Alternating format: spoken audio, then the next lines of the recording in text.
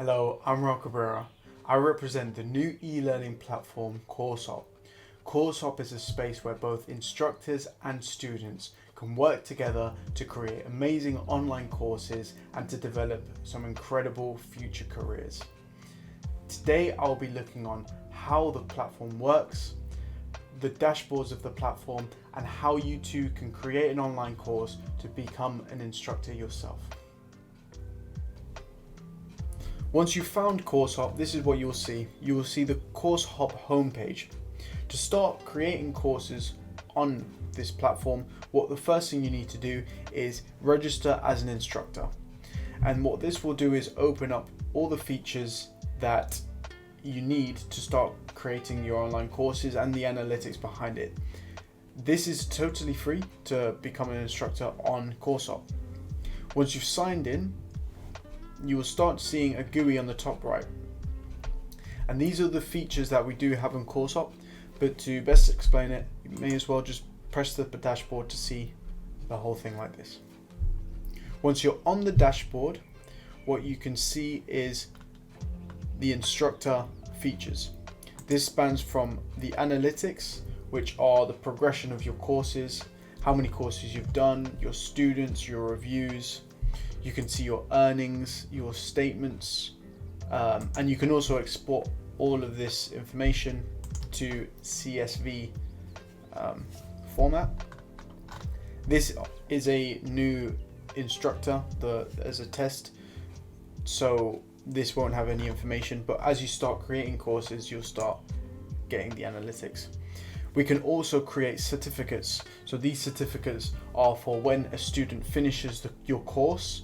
You can create a certificate congratulating them on their achievements when they have completed their course. We also have assignments where you can set assignments, quizzes, withdrawals. Currently we're doing everything through PayPal on CourseHop. We have announcements, so an instructor can create announcements, add announcements. We have a feature where we can bundle courses now. So if you have a certain set of courses, let's say for example you have 5 JavaScript courses, you can set them as a bundle and potentially, sell it that way. And of course my courses.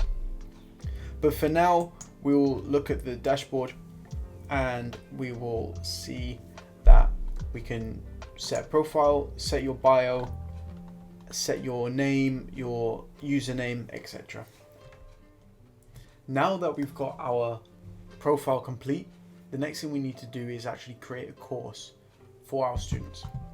So to do that, we create a new course and you'll see this screen. So I will be creating a dummy course just to walk through with you guys.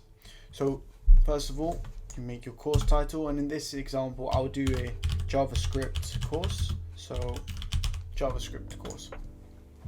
And then we need to set our course slug, which is basically the permalink you will see on the top. So say you want to share your course to someone, this permalink is what you would be sharing. So for this one, we could just do learn.js, and this is an example of the permalink, and also this is URL permalink. So when you've done the slug, the next thing you need to do is a description of what the course is.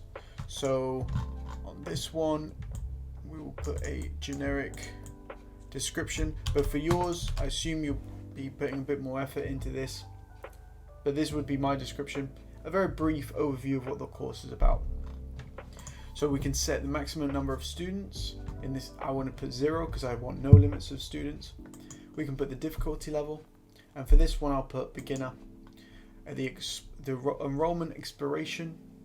So for this, say you put 60 days, that means in 60 days there will be, you have a 60-day window where students can actually enroll to your course. If you don't want that, you can put it to 0, and if you put public course, then you won't need a enrollment anyway, anyone can just join.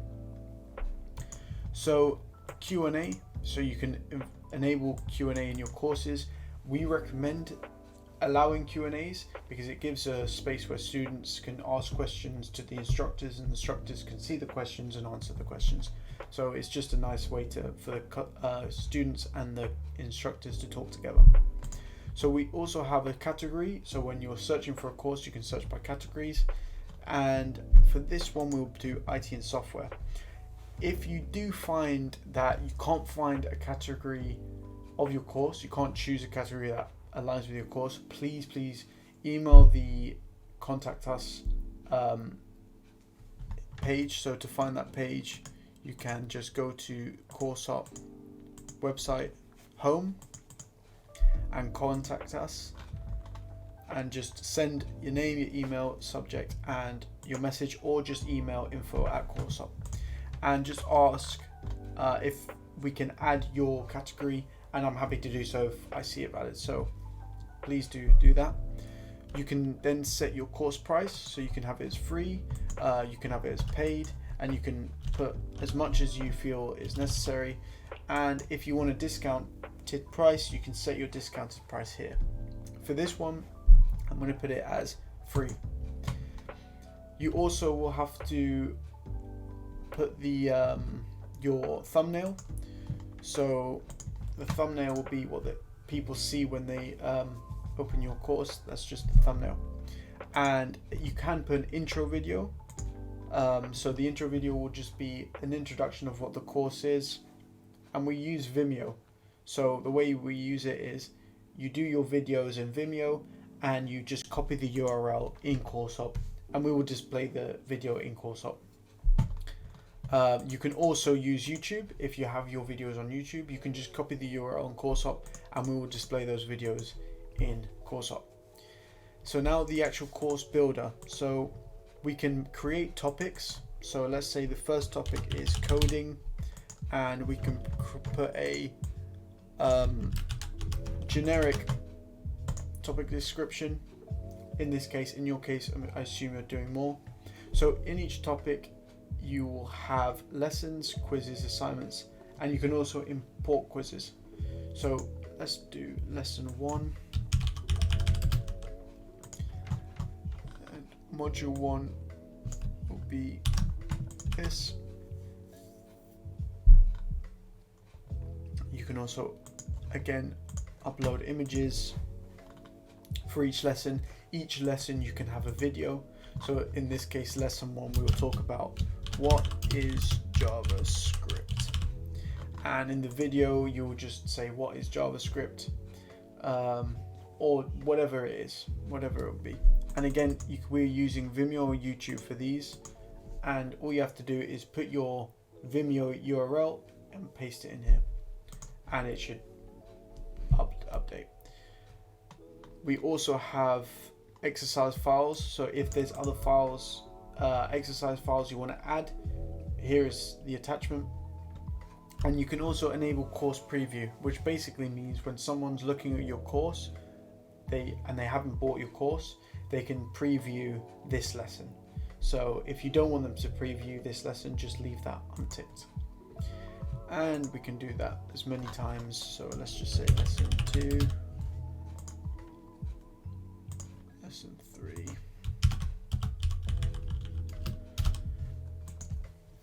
So this is how we create the lessons. If we need to add a new topic, we add the new topic, and we can also add the quizzes and the assignments, if there are any assignments. And you can also upload attachments. We also, in the assignments, there's a scoring system. If you have any further questions with the course creation, again, please email the info@CourseHop.com email, and we are happy to help. With instructors, if you want to collaborate with other instructors, you add an instructor by searching their name in the search box, and that will add the instructor. So say you want to collaborate with, from JavaScript, you want to collaborate with a Python instructor, you can collaborate and create a course together, and that's something you can do. You can also add course attachments. So this is just other additional resources that could help students with the course. Additional data. So this is important for when the students looking at your course, and what what they will learn and what the outcomes of their course. So if we're here,